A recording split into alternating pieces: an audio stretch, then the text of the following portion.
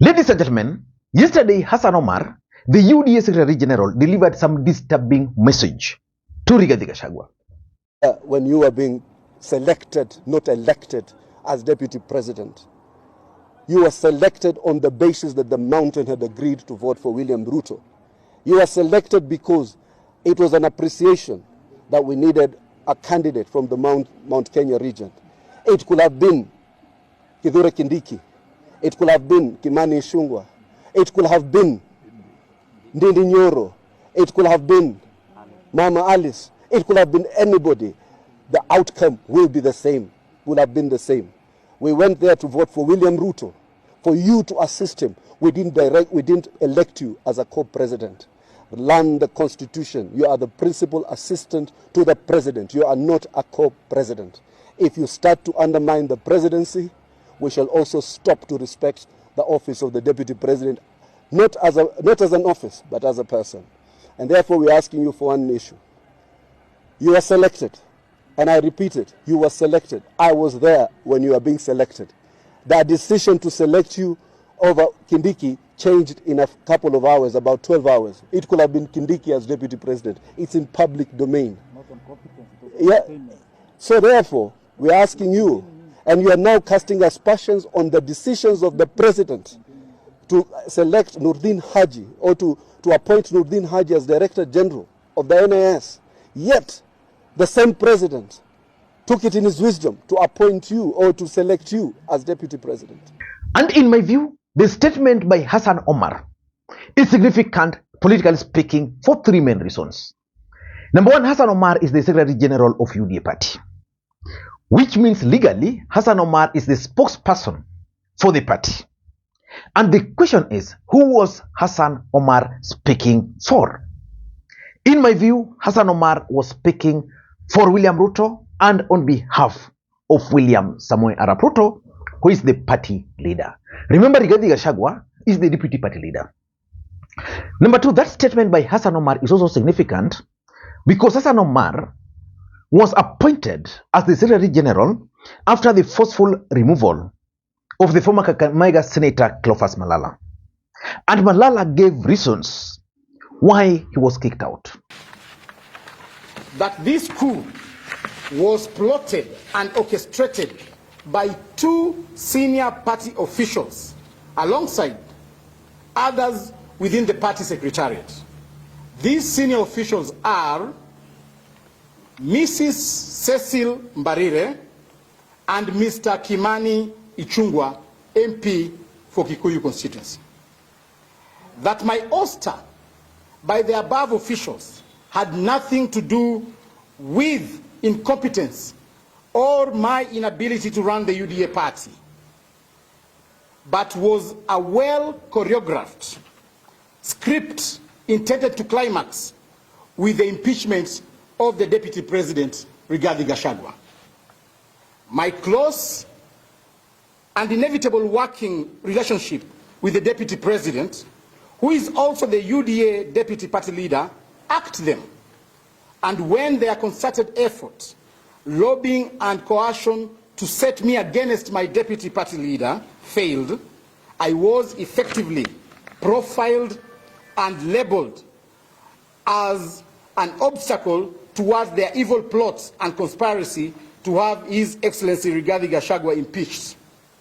It is not a coincidence, therefore, that one of the coup plotters' accomplices, Mr. Hassan Omar, was unlawfully proposed as my immediate replacement.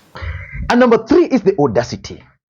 If you paid very close attention to the tone and the body language of Hassan Omar, he was speaking with a lot of confidence, which means Hassan Omar was sure of what he was saying and he was certain about the backing of someone above Rigathi Gachagua. So in this video, I want us to do a critical analysis about Hassan Omar's statement or message to Rigathi Gachagua.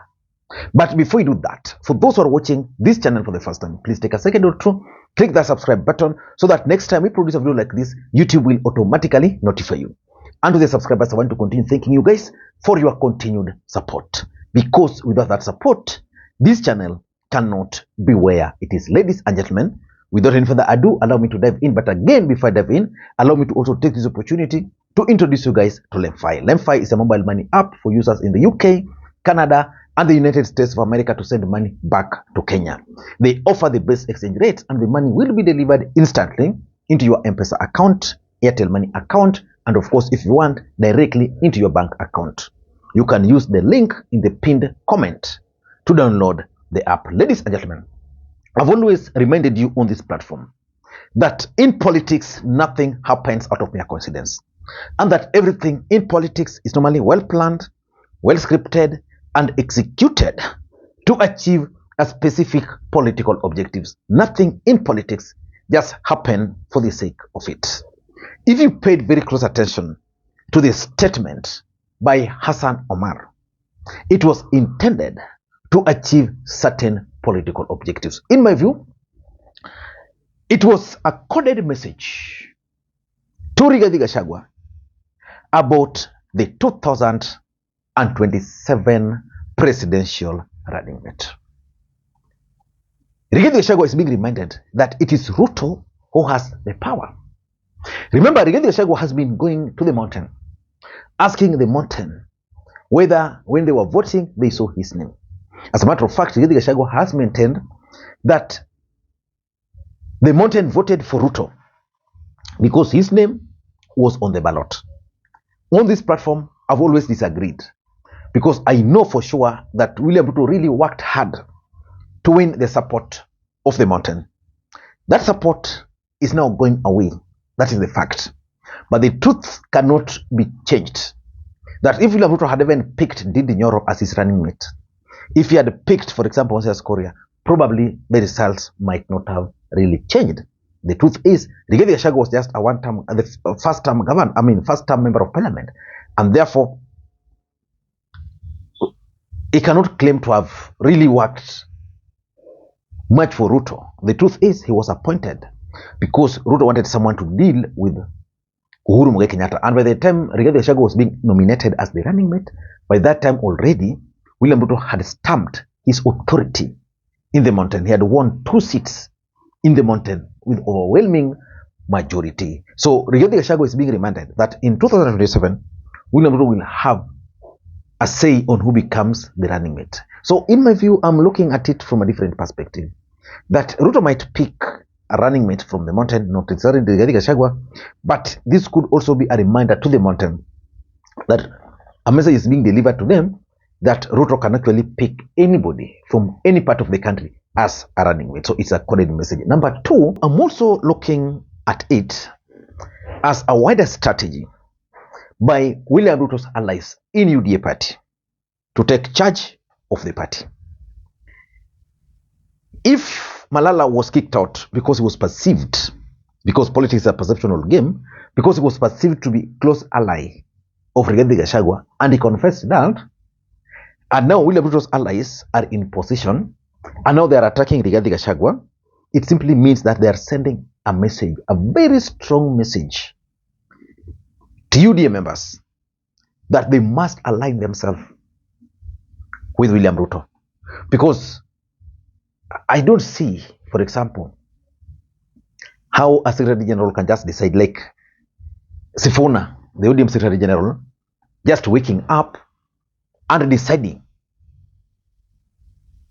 to start attacking Joho, who was the party, let's say now attacking Simbarati. It can't work like that. So the truth is, William Ruto's allies are now telling the supporters that they are taking charge of the party. That's number 2. Number 3, I'm also looking at it as part of counter strategy, a strategy to counter Rigathi Gachagua's narrative that without him, William Ruto would not have become the president of the Republic of Kenya. Let's face it, Rigathi Gachagua has now managed to kick William Ruto out of the mountain. That is the fact. If elections were to be held today and Rigathi goes this side and Ruto goes this side, the mountain will go with Rigathi Gachagua. That is a fact. But the narrative which was advancing that the mountain voted for Ruto because of him, no. And I'm also looking at that statement as a serious warning to Rigathi Gachagua that, that statement, that trajectory you are taking, we are soon starting to debunk it. So I don't know how far that is going to go. And number 4, it just confirms to us that the fallout between Ruto and Rigathi Gachagua has actually reached boiling point. Over the weekend, William Ruto was in Kakamega County. Rigathi Gachagua was not there. I don't know why. Today, Raila Odinga will officially be launched. I'll be keenly following whether Rigathi Gachagua will be there. Maybe he will be there, but I'll be monitoring the kind of speech and the statement he will be delivering. Because remember, Raila Odinga's candidature is being pushed so hard by none other than Musalia Mudavadi, and Rigathi Gachagua is not comfortable with Musalia Mudavadi because he believes that Raila Odinga's candidature is intended to raise the profile of Rigathi Gachagua, of Musalia Mudavadi. So the fact that the deputy party leader, who is also a deputy president, can be attacked in a manner Hassan Omar did, it just confirms that the fallout has now reached dead end. And lastly, William Ruto is now sending a message that he's the guy in charge. He's taking the grip of UDA party through his allies, because it began by the removal of Cleophas Malala. Cleophas Malala went and all his secretariat, because when Malala also was appointed the Secretary General, he committed several mistakes. One of them was the fact that Cleophas Malala decided to appoint his allies, his friends, to serve the party at the Secretariat. So I don't know what you think, but let us wait and see how all these things are going to pan out. Also, allow me to take this opportunity to wish Raila Odinga the best of luck in his bid of becoming the chair of the African Union Commission. Today, Raila Odinga will officially be released by Kenya to the world, to Africa. And it's not going to be easy. It's going to be a serious campaign. He might win, he might not win. But as someone who has stood with Raila Odinga, I'm actually praying for him. I know some of you might be disappointed with Raila Odinga, but let us hope that he will go to AU so that locally here we can now focus on setting up our own or dealing with our own political situation minus Raila Odinga in the picture. Maybe he might decide to run again in future, because of course you can't rule out that. But for now, let us just wish Baba the best. For me, I'm praying for Baba 100%. Someone sent me a message yesterday. One of our subscribers here, who has been very supportive of this channel. Let me just see if I can get, I'd shared the way I normally do some of my links to people who have my WhatsApp number. This is what this gracious lady sent me. Very supportive lady of the channel. Please don't send me anything pertaining to Kenyan politics nor government. I am done with it. So we have such kind of individuals. I know. I've always told you I used to run on this channel. I used to run that live show, which I stopped. The reason I stopped running the shows was because I could tell the bitterness after Raila Odinga lost the election. So many people had invested emotionally on Raila Odinga. And when Raila Odinga made certain moves, he really did not consider the emotional well-being of some of his supporters, because most of them really hated William Ruto with a passion. Then you wake up, you see them working together. I hope most of you guys will be healing, those who are yet to heal. But let us continue. Thank you guys, and may you have a good day. Bye-bye.